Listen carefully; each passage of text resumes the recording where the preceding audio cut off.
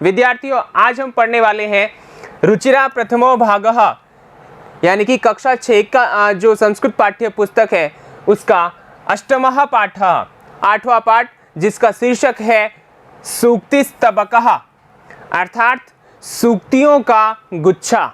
अब सूक्तियाँ क्या होती है? सूक्तियाँ मतलब अच्छी बातें, अच्छी बातों का समूह इस पाठ में दिया गया है। अर्थात कुछ श्लोक पद्य आपकी पाठ्य पुस्तक में इस पाठ में सूक्तिस्तबकः इस 8वें पाठ में रखे गए हैं कुछ श्लोक, जिनके माध्यम से आपको बताना चाहते हैं कि आपको अपनी जो जिंदगी है, ठीक है ना, जीवन है, उसमें क्या करना चाहिए। तो आइए विद्यार्थियों शुरुआत करते हैं। सबसे पहले प्रथमः श्लोकः। तो आइए विद्यार्थियों, पाठ परिचय, पाठ का परिचय। प्रस्तुत पाठस्य शीर्षकः वर्तते सूक्तिस्तबकः। प्रस्तुत पाठ का शीर्षक है सूक्तिस्तबकः। अर्थात विद्यार्थियों आपसे पूछे कि पाठ का नाम क्या है, तो आप बता सकते हैं सूक्तिस्तबकः। अत्र 5 श्लोकाः सन्ति। विद्यार्थियों यहाँ कितने श्लोक हैं? यहाँ पर 5 श्लोक आपके दिए गए हैं। आइए आगे देखते हैं सूक्तिस्तबकः, इसका अर्थ क्या होता है। सूक्ति ये जो है 2 शब्दों से मिलकर बना है। सूक्तिस्तबकः 2 शब्दों से मिलकर बना है सूक्तिस्तबकः। अब यहाँ देखिए सूक्ति जो है वो कैसे बना है।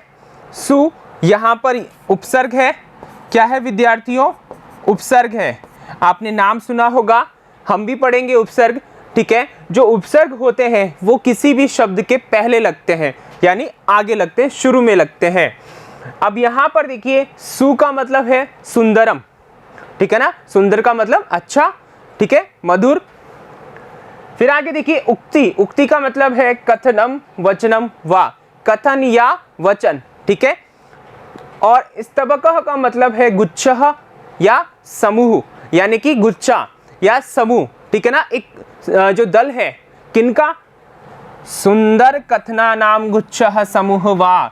तो इसका सम्मिलित रूप जो हो जाएगा, सम्मिलित अर्थ होगा सुंदर कथनों का जो गुच्छा है या समूह है, उसे हम क्या कहेंगे? सूक्तिस्तबकः। समझ में आ गया विद्यार्थियों। अर्थात इस पाठ में है जो अच्छी बातों का जो समूह है, अच्छी बातों के रूप में जो श्लोक रखे गए हैं, उनका गुच्छा आपके सामने प्रस्तुत है और उस गुच्छे में 5 श्लोक हैं। आइए विद्यार्थियों पहला श्लोक जानते हैं। आपके सामने पहला श्लोक है आपकी पाठ्य पुस्तक का। तो आइए सबसे पहले उच्चारण कर लेते हैं। उद्यमेन हि सिद्ध्यन्ति कार्याणि न मनोरथैः न हि सुप्तस्य सिंहस्य प्रविशन्ति मुखे मृगाः। यहाँ पर देखिए विद्यार्थियों, ये जो श्लोक है इसमें क्या बताया गया है? प्रसंग के रूप में बताया है। अस्मिन् श्लोके परिश्रमस्य वर्णनम अस्ति। इस श्लोक में परिश्रम का वर्णन किया गया है। किसका विद्यार्थियों? परिश्रम का। परिश्रम का मतलब है उद्यम, परिश्रम, मेहनत, ठीक है ना। अपना जो कर्म करते हैं वह, ठीक है ना, जो कर्म है, मेहनत है, उसके विषय में यहाँ पर बताया गया है कि हमें किस प्रकार कार्य करना चाहिए। तो आइए विद्यार्थियों इस श्लोक का हम अर्थ समझेंगे इसके कठिन शब्दार्थों के साथ। कठिन शब्दार्थ है अपने पास में।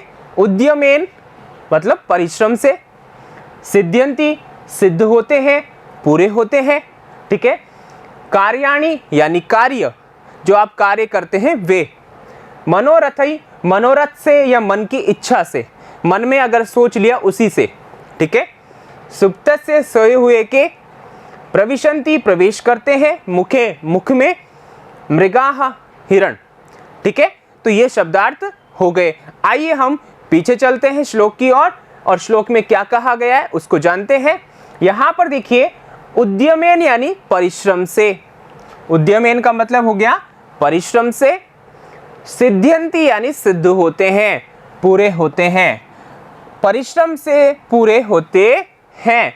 अब सवाल उठता है क्या पूरे होते हैं?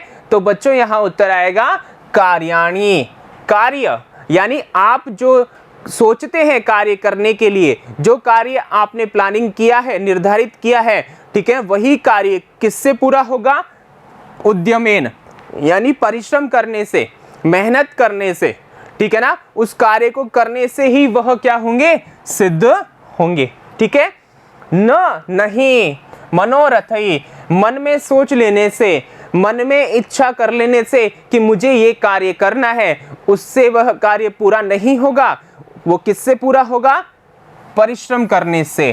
ठीक है विद्यार्थियों, किस प्रकार उदाहरण दिया है? जैसे नहीं, ठीक है ना, ही यानी क्योंकि, जैसे उदाहरण के रूप में सुप्तस्य सोए हुए, सिंहस्य शेर के, ठीक है, सोए हुए शेर के, मुख में, ठीक है, सोए हुए शेर के मुख में प्रविशन्ति प्रवेश करते हैं मृगाः हरिण।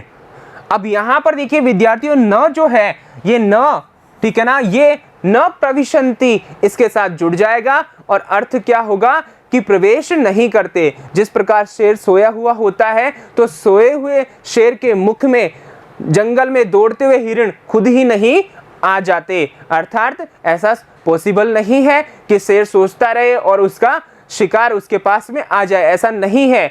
उसी प्रकार हमें क्या करना है? मेहनत करनी है, परिश्रम करना है, तभी कार्य सिद्ध होंगे। ठीक है विद्यार्थियों, ये हमने शाब्दिक अर्थ पढ़ा यहाँ पर इस श्लोक का। आइए हम जानते हैं अन्वय की ओर। अन्वय किस प्रकार होगा विद्यार्थियों? यहाँ देखिए, कार्याणि ही उद्यमेन सिद्ध्यन्ति, मनोरथै न सिद्ध्यन्ति, हि सुप्तस्य सिंहस्य मुखे मृगाः न प्रविशन्ति। ये हमारा अन्वय हो गया। विद्यार्थियों, अन्वय का मतलब क्या होता है? अन्वय का मतलब होता है कर्ता, क्रिया और जो कर्म है या अन्य कोई पद है वाक्य में, उसको व्यवस्थित क्रम में रखना। पदों को, श्लोक में आए हुए पदों को व्यवस्थित क्रम में रखना ही क्या है? अन्वय कहलाता है। अब यहाँ पर देखिए हमने क्या किया है, हमने अपने पदों को व्यवस्थित करके एक सही ढंग दे दिया है श्लोक को। और वो किस प्रकार, देखिए इसका अर्थ भी हम जान लेते हैं। कार्य जो है वो परिश्रम से ही सिद्ध होते हैं, मनोरथ के मात्र से या मन की इच्छा से नहीं सिद्ध्यन्ति सिद्ध होते हैं, यानी मन में सोच लेने से सिद्ध नहीं होते। क्योंकि सुप्तस्य सोए हुए सिंहस्य मुखे, सोए हुए शेर के मुख में मृगाः हरिण न प्रविशन्ति प्रवेश नहीं करते हैं। ठीक है विद्यार्थियों, तो ये हमारा अन्वय हो गया। अब इस श्लोक में क्या भावार्थ छिपा है विद्यार्थियों, वो हम जान लेते हैं। यहां पर देखिए भावार्थ जानने से पहले विद्यार्थियों आपको एक बात समझ लेनी है कि आपके पाठ्य पुस्तक में जो ये श्लोक दिया गया है, यहां से आपसे किस प्रकार प्रश्न पूछा जा सकता है। पहला प्रश्न आपको इस प्रकार पूछा जा सकता है कि अपनी पाठ्य पुस्तक में से कोई भी 2 श्लोक लिखिए, 1 श्लोक लिखिए, या ज़्यादा भी वो आपसे पूछ सकता है। ठीक है, दूसरा तरीका ये है कि आपको एक श्लोक दे करके, जैसे मान लीजिएगा यही श्लोक दे दिया जो हम पढ़ रहे हैं, उद्यमेन ही सिद्ध्यन्ति कार्याणि न मनोरथै न ही सुप्तस्य सिंहस्य प्रविशन्ति मुखे मृगा। यही श्लोक दे दिया और कहा कि इसका हिंदी में अनुवाद करो।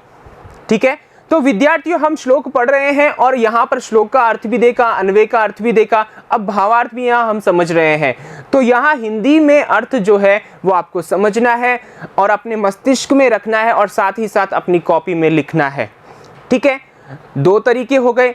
तीसरा तरीका ऐसा भी पूछ सकता है क्या कि यहाँ पर प्रस्तुत श्लोक का भावार्थ लिखिए संस्कृत भाषा में।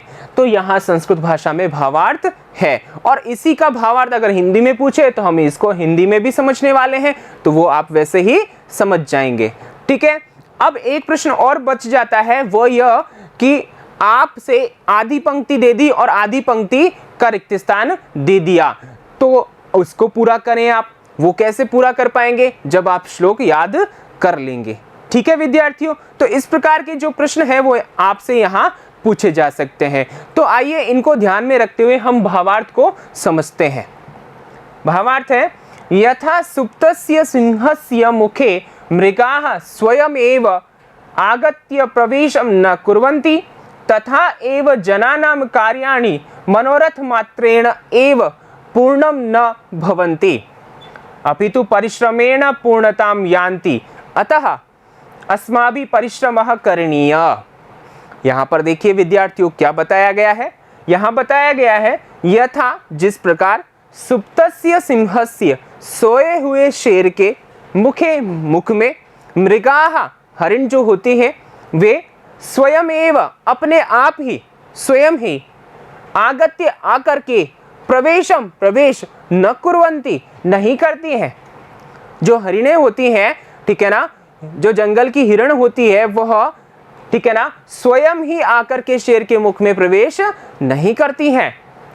तथा एव उसी प्रकार से जनानाम कार्याणि लोगों के जो कार्य हैं वे मनोरथ मात्रेण एव मनोरथ मात्र से ही, इच्छा मात्र से ही, सोचने मात्र से ही पूर्णम न भवन्ति पूर्ण नहीं होते, ठीक है, अपितु बल्कि परिश्रमेण पूर्णताम यान्ति, ठीक है ना, बल्कि परिश्रम से ही, मेहनत से ही पूर्णताम यान्ति पूर्णता को प्राप्त करते हैं, अर्थात वो पूर्ण होते हैं।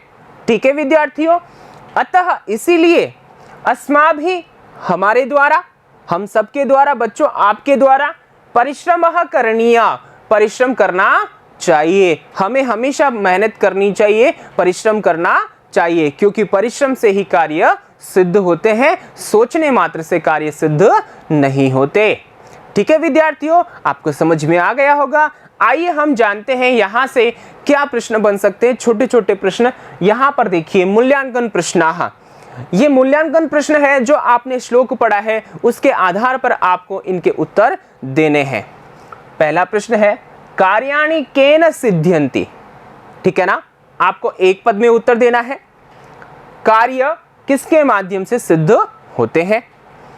दूसरा प्रश्न है सुप्तस्य सिंहस्य मुखे के न प्रविशन्ति, सोए हुए शेर के मुख में कौन प्रवेश नहीं कर सकते। मैंने हिंदी अर्थ भी बता दिया है प्रश्नों के और उम्मीद करता हूं कि आप इनके उत्तर सही सही लिखेंगे। हम अगले वीडियो में इसके उत्तर की जांच करते हुए आगे द्वितीय श्लोक पर बढ़ेंगे। तब तक के लिए धन्यवाद।